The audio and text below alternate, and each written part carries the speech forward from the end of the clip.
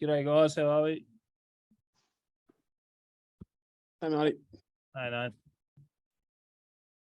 Echo looks like a pilot or something. He's got big headphones on or something. Taken off from the 747. Special against Vince Rigari as well. Everyone welcome Vince back. It's been a lot of time since we've seen Vince on one of these. Pleased to be here. Hi, Vince. Howdy, Vince. I'll record Vince. send it out. For those that need it, Echo knows it's coming late for you, mate. Do you need to record this as well, or are you happy to wait for us, or you're on mute? Sorry, mate. The anti-Jim Tucker. I'll wait for you, mate. Okay, mate. No dramas. Dave's standing by, so I'll bring him in. And as I say, I'll record it and stick it out as soon as I can.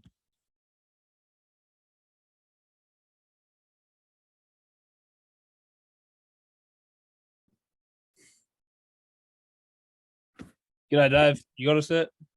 Yeah, got you, mate. Yeah, great. I've just mentioned to everyone else, I'll just record this and send it out as soon as we can. Appreciate it's a little bit late in the day to what we usually would do, but just the way things panned out today. Mel, you're front and center for us. I'm not sure if you want to kick it off with Dave today. Sure.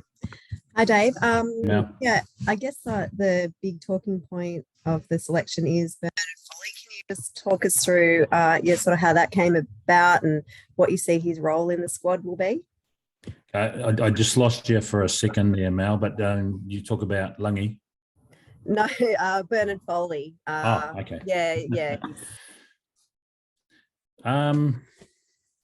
Yeah, obviously, we spoke to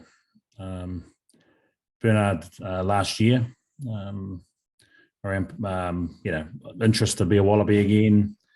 He was serving out a suspension at the time back in Australia, wasn't really in a position to join us at that stage, and we've kept in contact since. And obviously with Quade's injury, his availability. We started having the conversation, basically after the first Argentinian test. And is it sort of a like for like, so to speak, with O'Connor, or is O'Connor injured? What's the story there? No, we left James out. So Bernard comes in.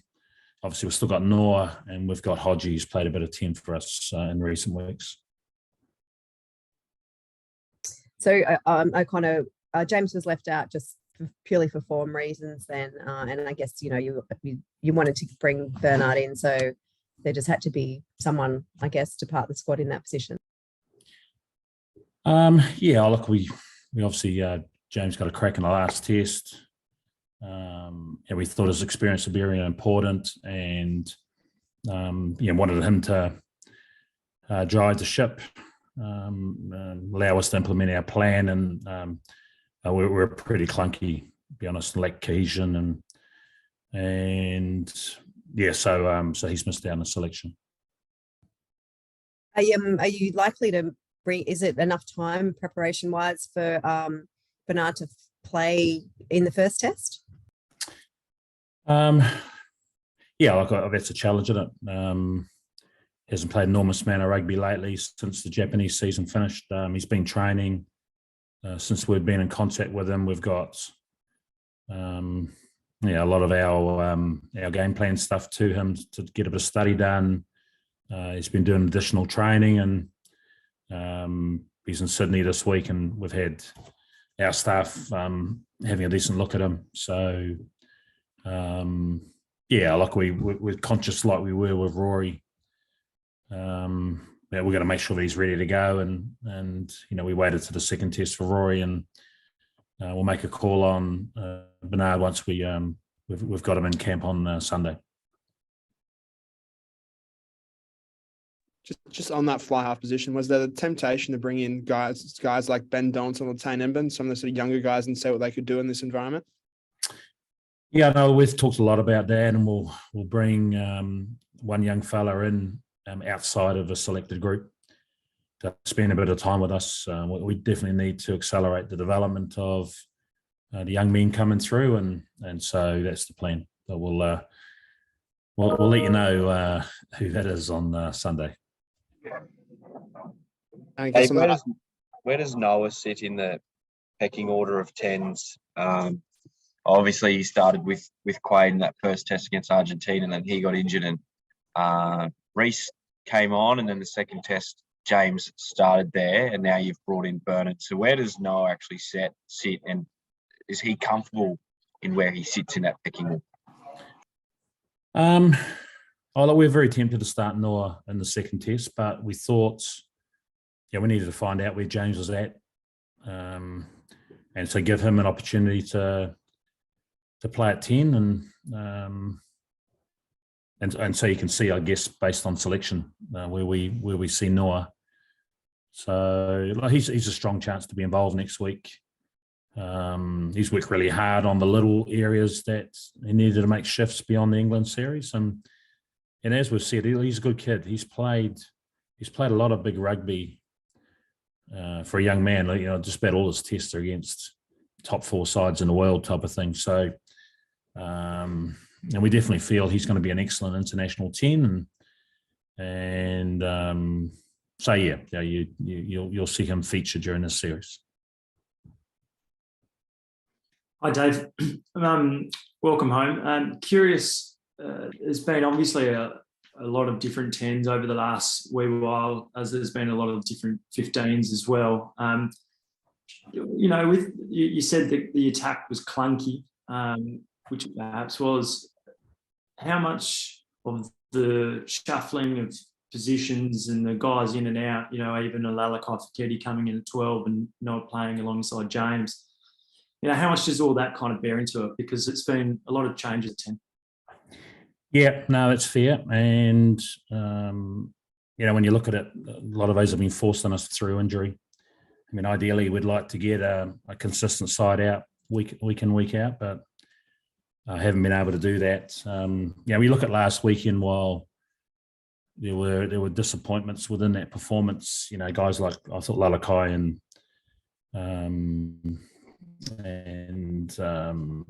Lenny were very good, as was Bobby Valentini, and so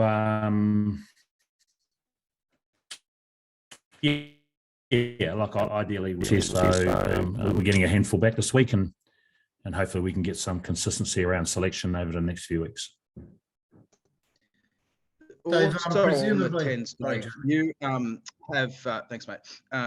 You have given chances to a couple of guys, and probably aside from Quaid in the 5 tests last year, no one has taken ownership of that. Are you a little bit frustrated by, the development and the progress at international level of the guys you've given an opportunity to? Look, it's such a massive position for us, isn't it? And, obviously, Quaid's injury heading into the England series, and then the Achilles issue beyond that is I guess, given opportunities for Noah to play a little bit more. And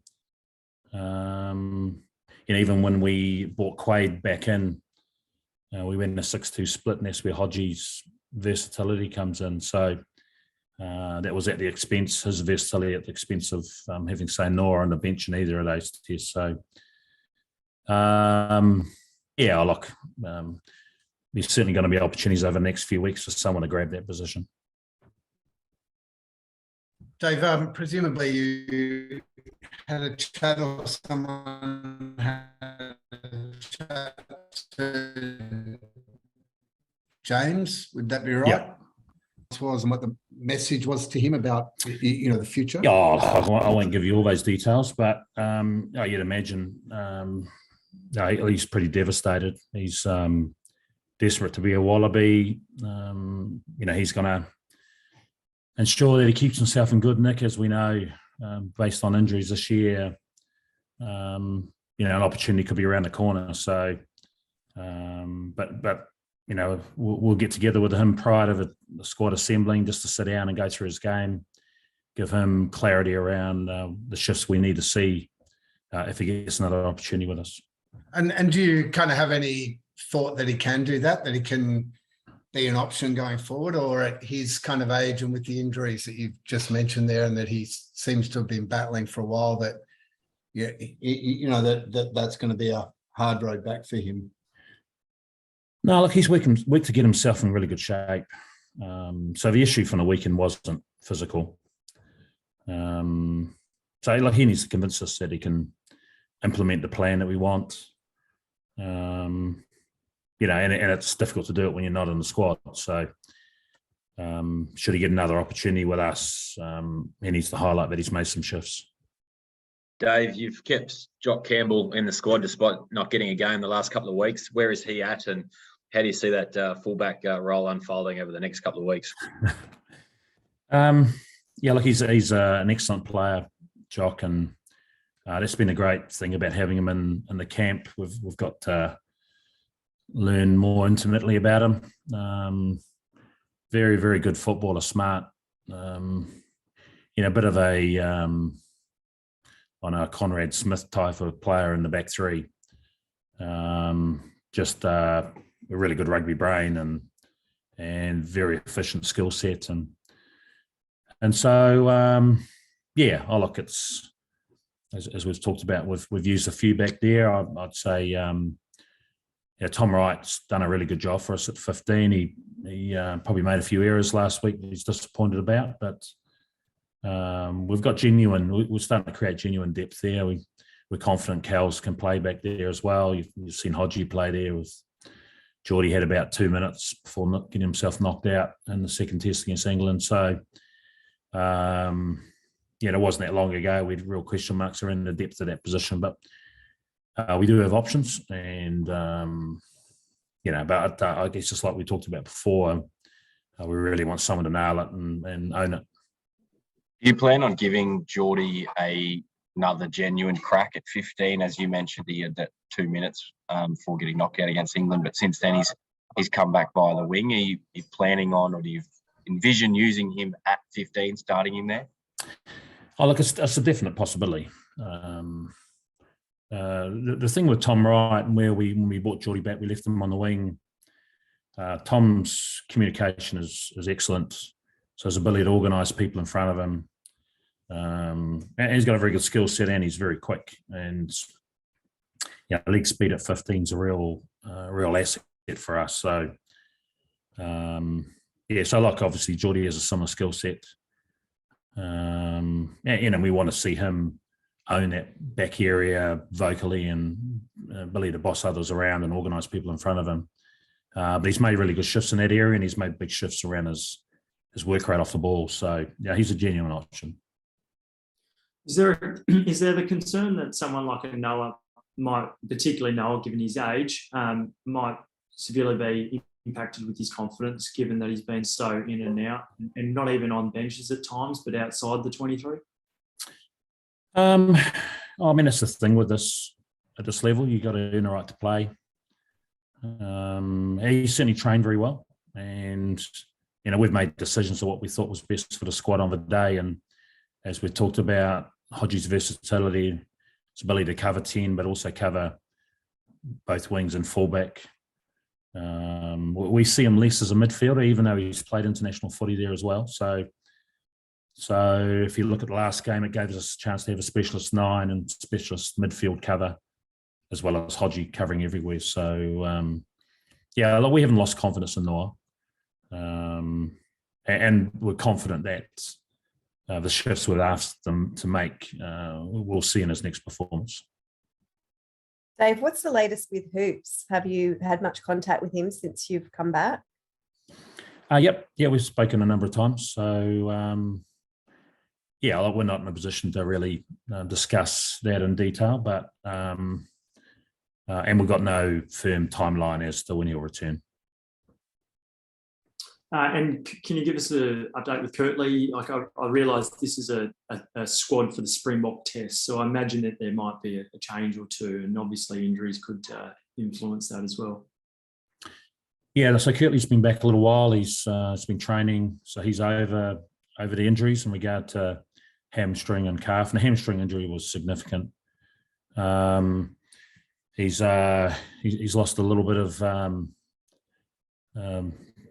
stuff around the middle as well, which is good. And so we're going to bring Kirtley in next week just to cast an eye over him. So he'll come in and and train a bit with us, and a chance for our medics and S&C boys to cast their eye over him and get an idea of when we think he's going to be ready for test level. Ideally, playing some club footy would have been great this weekend, but his club's already out. Last couple, please, guys. Dave, what were your kind of feelings and your thoughts in the couple of days after what happened in that second test? Like, how did you kind of reflect on that, considering the size of the scoreline and the performance? Yeah, it was a frustrating day, and the boys are pretty embarrassed because, we talk a lot about, respect being there daily, and the character that we showed the week before under difficult circumstances was massive for us, and so to not back that up, massively disappointing. Look at this level, we gift wrapped a few tries for the Argentinians, and we butchered a number down the other end of the field, and we counted 6 clear scoring opportunities that obviously James got over the line. It was denied, but Geordie being stripped over the line, line break and Fraser picking, rather than all we do is send that ball and the rest of their team's offside. Jed Holloway down the sideline and threw a pass over the top of Whitey's head. He had a free run in. So, there were 6 clear scoring opportunities, and so we've got to be better. We've got to make sure that we convert. And then, as we talked about, we just gave them some real soft ones. A couple in behind, which, we go into halftime 26-10 down, and but really we've had more than enough opportunities to probably be up by the same scoreline. So, hugely disappointing way to finish, conceding a couple of tries in the last couple of minutes. But we just got to be better. People wanted to talk about who's missing, but we had a good enough side on the field to win that. And, we've certainly got to perform better regardless of who's in the jersey. So, it was tough viewing on the plane on the way home, put it that way. Do you ever get angry at the players? Do you, does the voice go up? Does the Fergie hairdryer come out? Like, are you pretty solid win, lose, or a loss like that? Oh, no, I think the emotion's got to fit the situation. So they got a little bit at halftime and they got a fair bit after the game. But I think it all needs to be measured. So, as we've talked about, we've got a responsibility to the country, and it wasn't good enough. So sorry, just one more on that. Do you feel like your message is getting through and landing with them? Well, I guess you could query that, couldn't you? We've got a good bunch of men. They're certainly working hard, but you got to show that on Saturdays, and we play good rugby at times during the England series, but you got to win big moments. And so like I said, last weekend was way under par, not good enough. We get a chance to respond against the world champions in a week or so. Last one, please, guys. Dave, you've got a good record against, the Wallabies have got a good record against the Springboks. You too, actually, 2 from 2. How important is this one? It's almost a year out from the World Cup. You'll be picking your squad in a year's time. Just how important is it, particularly given Australians need to be reminded that rugby is played in this country? Yeah. Look, we know it's massive. Look at the Springbok side, very, very strong. They're almost at full strength, and they'll be grumpy after their second test loss to the All Blacks. So we're well aware of what's coming. I think based on last year's couple of wins, that'll only create a bit more edge for the Springboks. So we're going to have to be at our best, no doubt, and it's a massive series for us. Thanks, guys. Appreciate your time. Thanks, Dave. We'll be in touch. Thanks, guys. Cheers, guys. Thank you. Thank you.